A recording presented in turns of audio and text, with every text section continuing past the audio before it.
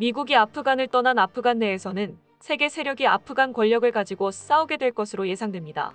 이 세계 세력은 카불을 장악한 탈레반, 이슬람 극단주의 IS 호라산, 그리고 판지시르의 북부 동맹인데요.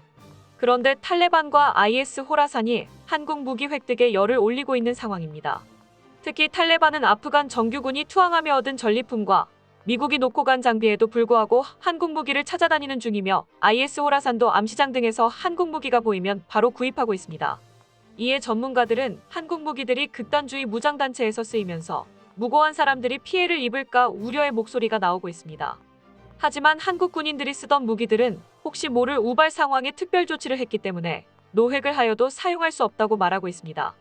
미군은 남기고 간 무기와 장비 때문에 세계의 많은 비난을 받고 있지만 반면 한국은 모든 일에 철저히 대비하여 한국 무기들이 오용되지 않게 하고 있는데요.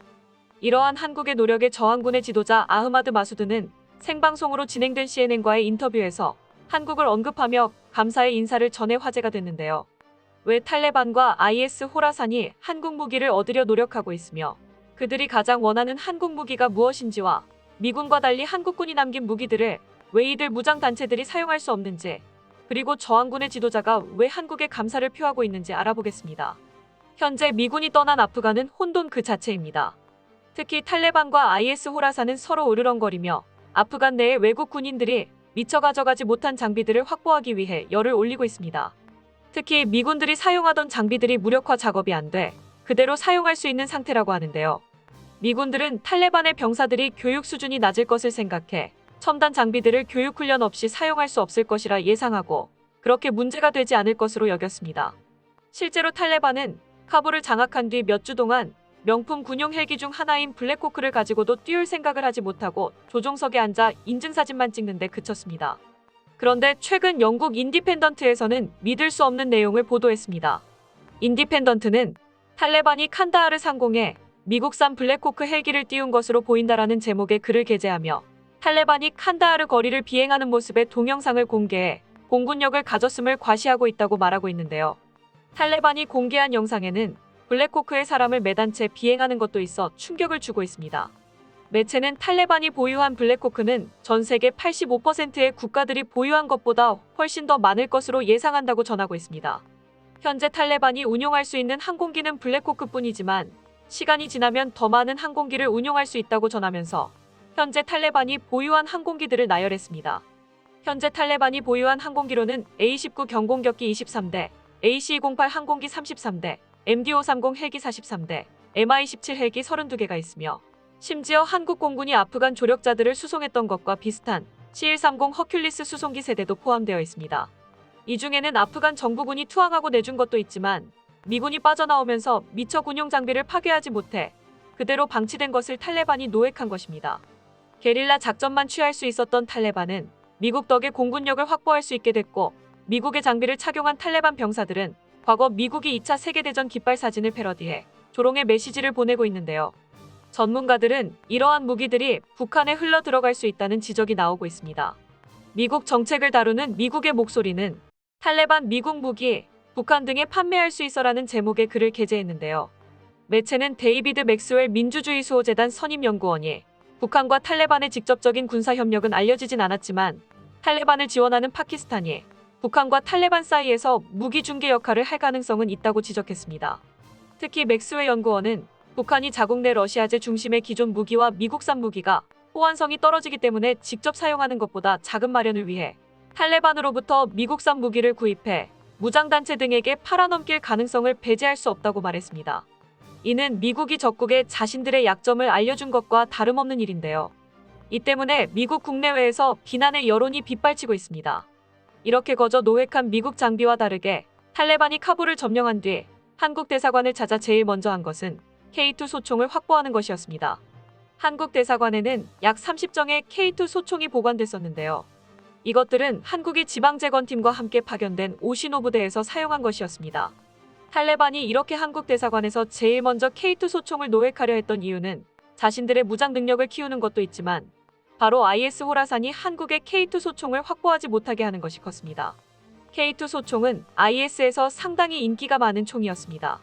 이들이 처음 K2 소총을 접한 것은 이라크군이 사용하던 것을 노획해 사용하기 시작하면서부터입니다. IS는 K2가 명중률이 높으면서 고장이 적고 가벼워 시가전에서 유용해 좋아했다고 전해지며 때문에 IS는 이라크 정부군의 무기고나 무기 수송 차량을 표적 1순위로 삼았다는 말이 있었습니다. 또한 이렇게 노획된 것들은 이라크 암시장에서 비싼 돈으로 거래되고 있었고 매물이 없어 못 팔 정도로 IS 내에서는 인기가 좋았습니다. 이런 K2의 우수성은 아프간 내에서도 널리 퍼졌는데요. 그래서 탈레반과 IS가 서로 K2 소총을 확보하려고 안간힘을 쓴 것입니다. 문제는 그들이 K2 소총을 노획해도 쏠 수 없었다는 점입니다. 탈레반이 K2 소총을 확보한 뒤 사격을 했을 때 총알이 발사되지 않았는데요. K2 소총을 노획한 탈레반 병사들은 아프간에서 명성을 떨친 K2 소총에서 격발이 이뤄지지 않아 많이 당황했습니다. 그런데 이렇게 K2 소총의 격발이 일어나지 않은 데는 이유가 있었습니다. 한국 정부는 탈레반의 카불 진입이 시작된 16일 대사관을 잠정 폐쇄했을 때 대다수 공관 직원들도 곧장 미국 수송기를 타고 인근 제3국으로 철수했는데요. 이때 한국 대사관 직원들은 한두 정의 소총을 가져간 것이 다였다고 전해졌습니다.